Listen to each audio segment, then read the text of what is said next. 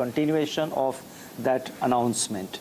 ठीक है, तो ये आपने सुना आरबीआई गवर्नर को बता रहे थे क्या कारण है, क्यों ऐसा किया और क्या अभी तक का पिछले 2 साल में एक्शन रहा था और उसके ऊपर अब किस तरह का एक्शन आरबीआई ले रहा है। चलिए थोड़ा और विस्तार से समझना जरूरी होगा क्योंकि काफी कुछ हो रहा है यहाँ पर। हमारे साथ जुड़ रहे हैं अब हमारे economic policy editor Lakshman Roy, साथ ही होंगे एक्सिस बैंक के चीफ इकोनॉमिस्ट स्वागत भट्टाचार्य और हमारी सहयोगी दीपाली राणा। तो लक्ष्मण, पहले तो आप बताइए कि देखिए एक महंगाई का प्रेशर लगातार बढ़ता जा रहा था, चाहे पेट्रोल डीजल के भाव हो, कमोडिटीज के दाम हो, कोई भी चीज ऐसी बची नहीं थी जहां पर महंगाई का प्रेशर नहीं था। सरकार के ऊपर भी दबाव था। हालांकि अब ये थोड़ा सा था कि कब तक दरें बढ़ेगी, क्या अपनी पॉलिसी में बढ़ाएंगे, लेकिन आज अचानक से आए शक्तिकांत साहब और उन्होंने ऐलान कर दिया और वो भी ऑलमोस्ट आधा परसेंट, मैंने 40 बेसिस पॉइंट, एक बड़ी बढ़ोतरी होती है। ये पूरे एक्शन को कैसे समझाएंगे आप? देखिए, दरअसल इस पूरे एक्शन के पीछे वजह एक ही है, वो है महंगाई। कोरोना के बाद, कोरोना के दौरान जब अर्थव्यवस्था की रफ्तार बिल्कुल सुस्त पड़ गई थी, औद्योगिक रफ्तार बिल्कुल थम सी गई थी, उसके बाद सरकार के सामने सबसे बड़ी चुनौती थी कि औद्योगिक रफ्तार को पटरी पर लाया जाए। तो वो औद्योगिक रफ्तार पटरी पर आना शुरू हो गया। इंडस्ट्रियल प्रोडक्शन के फिगर देखें, जीडीपी के आंकड़े देखें, तो वहाँ पर एक राहत की खबर देखने को मिली।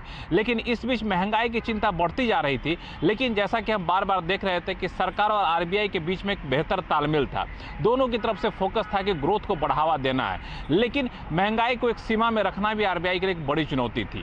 और इस चुनौती को कोशिश की आरबीआई ने कि सीमा में रखा जाए, लेकिन काफी हद तक ग्रोथ को प्राथमिकता देती जाती रही। लेकिन पिछले दिनों जो आंकड़े आए, चाहे अंतर्राष्ट्रीय यूक्रेन वॉर की वजह से कहें, कच्चे तेल की कीमतों में बढ़ोतरी हुई, फर्टिलाइजर की कीमतों में बढ़ोतरी हुई, खाने पीने के सामान के दामों में बढ़ोतरी हुई, और मार्च में जो आंकड़े आए, दरअसल आरबीआई की पिछली जो पॉलिसी थी उसके बाद मार्च में महंगाई दर के आंकड़े आए थे और WPI 14.55% चला गया था, जो कि 4 महीने के सबसे उच्चतम स्तर पर था।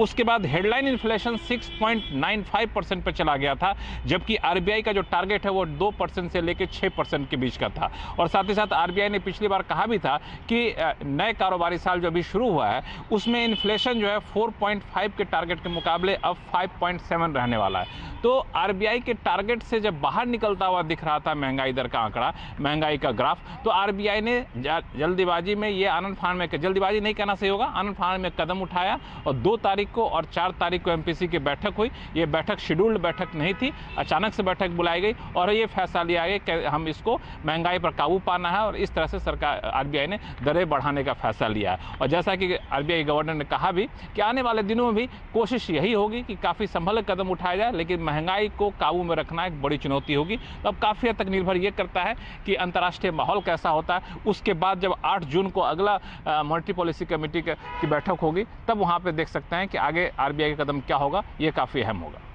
बिल्कुल आप सही कह रहे हैं कि अब 8 तारीख को क्या होगा, सबके दिमाग में यही प्रश्न आ रहा है। चीफ इकोनॉमिस्ट एक्सिस बैंक स्वागत भट्टाचार्य हमारे साथ जुड़ गए। स्वागत है आपका। देखिए, आज तो जो होना था वो हो गया, बाजार को भी तेज झटका लगा, कई लोगों के लिए सरप्राइज के तौर पर आया, लेकिन अब बड़ा सवाल यही कि क्या ये एकमात्र अकेला झटका या आगे ऐसे कई और बड़े छोटे झटके अब लगते रहेंगे? नहीं, तो ये तो अभी बिल्कुल सर्टन हो गया है कि ये पहला कदम है, उसके आगे भी बढ़ता जाएगा। जैसे ये बिल्कुल फेड, आज रात को जो फेड के डिसीजंस आने वाले हैं, उनकी बिल्कुल रेप्लिका दिख रही है यहाँ पे। तो कि पहले फ्रंट लोड कीजिए जितने रेट हाइक्स हैं, फिर उसके आगे चलते देखेंगे कि डेटा कैसा है, महंगाई कैसे बढ़ रही है, ग्रोथ पे क्या इम्पैक्ट है, ये देख के फिर आगे चलता रहेगा। लेकिन अभी ऑलमोस्ट सर्टन है कि अगले जून की जो उनकी एमपीसी की जो पॉलिसी है, वहां में भी एक और 25-30 बेसिस पॉइंट का हाइक होगा। तो वो करते जाएंगे। बहुत सारे फैक्टर्स है इसमें कि जो आपके संवाददाता जो कह रहे थे कि आज क्यों, माने ये सडनली क्या हुआ है, क्योंकि अभी तक ये मार्केट्स के लिए सरप्राइज था। जो पिछले अप्रैल महीने की जो पॉलिसी थी और आज ये 1 महीने में ऐसा कुछ चेंज नहीं आया है कि ये सडनली ये पॉलिसी करना पड़े। तो ये क्या चीज़ है, उनके अंदाजे में, उनके जो इनसाइड इंफॉर्मेशन है वो क्या है, ये देखना पड़ेगा। लेकिन एक चीज़ बहुत क्लियर हो गया है कि ये पिछले क्वार्टर Q4 FY22 के वहाँ पे 6% प्लस इन्फ्लेशन, CPI इन्फ्लेशन रहा है और अगले 2 क्वार्टर में भी मिनिमम 6% के ऊपर रहेगा। तो ये 3 कंसेक्यूटिव क्वार्टर की जो उनकी जो एमपीसी की जो स्टैट्यूटरी प्रोविजन है, कि 3 कंसेक्यूटिव क्वार्टर यदि 6% के ऊपर रहे तो उनको पार्लियामेंट पे चिट्ठी लिखना पड़ता है। तो ये एक माने तो स्वागत है, इसमें एक इंपॉर्टेंट पॉइंट ये होगा कि अब जिस तरह का इन्फ्लेशन है वो मतलब सप्लाई साइड पे उसका बहुत बड़ा रोल है, बहुत सारे फैक्टर्स हैं जिनको आप शायद ये ब्याज दर बढ़ा के भी कंट्रोल ना कर पाएंगे। तो क्या आरबीआई को वो हासिल हो पाएगा या फिर उनके पास इसके अलावा कोई चारा होता नहीं है? एक तो चारा है जो उनके लिए भी सेंट्रल बैंक जो कहते हैं कि बिहाइंड द कर्व है, मेरे को लगता नहीं है कि वो बिहाइंड द कर्व थे, क्योंकि पहले से अकोमोडेशन तो कम कर दिया है। वो उस पर मैं बाद में आऊंगा ये अकोमोडेटिव पॉलिसी स्टैंड में। अकोमोडेशन तो कम कर दिया था ऑलरेडी पहले, लेकिन मेरा अंदाजा है कि ये मैंने अब सप्लाई का इशू नहीं है, क्योंकि आप देखिए कि यदि 2.5 साल लगातार यदि कोर इन्फ्लेशन जो non food non fuel inflation जो कहते हैं कोर इन्फ्लेशन, वो यदि 5.5-6 के आसपास लगा हुआ है, तो ये ऑब्वियसली यहाँ पे कुछ ना कुछ डिमांड की कुछ ना कुछ फैसेट तो है ही है कि खाली ये सप्लाई शॉक, क्योंकि सप्लाई शॉक होता है तो इतना लंबा नहीं होता है, अगर 6 महीने हुआ, 1 साल हुआ, लेकिन एक अब नाउ कुछ डिमांड हो गया, उसके ऊपर नाउ फूड इन्फ्लेशन को छोड़ के अभी हम लोग लगातार सुन रहे हैं कि जो कंपनीज हैं वो अपने जो इनपुट कॉस्ट है, बहुत हाई प्रेशर आया इनपुट कॉस्ट पे, वो अब धीरे धीरे एंड यूजर कंज्यूमर्स को पास ऑन करेंगे। तो ये भी एक और अंदाजा है कि एग्रीगेट डिमांड सिस्टम में तगड़ा है, मैंने बहुत मॉडरेट बहुत वीक नहीं है। लेकिन ये बोल के कि जो जिस तरीके से globally central banks G10 central banks जिस तरीके से अपने रेट्स बढ़ा रहे हैं, बराबर ग्लोबल इकोनॉमी में स्लो डाउन आने वाला है, एक्सपोर्ट्स के स्लो डाउन दिख रहे हैं, तो दैट विल आल्सो एक धीरे धीरे वो इंडिया में वो ग्लोबल स्पिलओवर्स जो कहते हैं राइट। अब ऐसे में सबसे बड़ी चिंता हो जाती है कि आपके कर्ज का क्या होगा, या तो आप लोन लेने का सोच रहे थे उसका क्या होगा, या मौजूदा लोन का क्या होगा। हमारे साथ है हमारी संवाददाता सहयोगी दीपाली राणा। तो दीपाली, पहला सवाल तो यही उठता है कि अब रेपो रेट बढ़ गया है, सीधा सीधा क्या इसका यह मतलब है कि आपके लोन महंगे हो जाने वाले हैं? दरअसल जब रेपो रेट 4% था तब बैंक 2.5% का मार्जिन रखकर अंडर 50 लाख जो लोन था वो 6.5% की दर पर लेंड कर रहे हैं। वहीं 50 लाख एंड अबव का जो लोन था वो 7.25% के रेट पर लेंड किया गया था। यानी एक तरफ 2.5% का मार्जिन, दूसरी तरफ 3.25% का मार्जिन। अब क्योंकि 40 बेसिस पॉइंट की बढ़ोतरी हुई है तो हमने 3 बड़े बैंक से बातचीत की और 2 बातें हमें पता लगी। पहला तो ये कि अभी बैंक्स डिसाइड करेंगे कि क्या वो एज इट इज इसको पास ऑन कर देंगे 40 बेसिस पॉइंट, या फिर जो मार्जिन लेकर चलते हैं उसमें थोड़ी सी कमी करेंगे। फॉर इंस्टेंस, जहां अंडर 50 लाख लोन के लिए 2.5% का मार्जिन है उसको घटाकर 2% या 2.25% कर दें, तो थोड़ा सा मार्जिनल पास ऑन वो कंज्यूमर्स को करें। दूसरी चीज ये, इस पर बैंक अभी डिसीजन लेंगे। दूसरा पहलू ये है कि कई 2 बैंकर्स ने हमें ये इंडिकेशन दिया कि जो भी दरों में बदलाव होगा वो 1 जुलाई ऑनवर्ड्स होगा।